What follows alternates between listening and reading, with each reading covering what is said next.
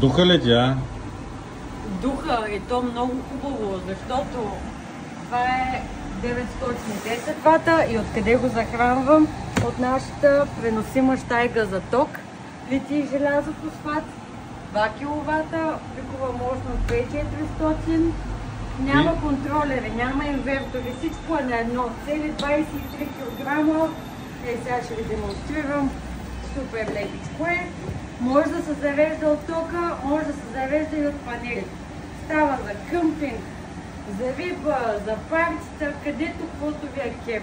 За UPS също така става. Ако спре тока, може да се използва като UPS и пика му е до 4800, а иначе 2400 му е макса. Това е най-уникалното нещо в последно време. И ние го имаме в акумулатор център.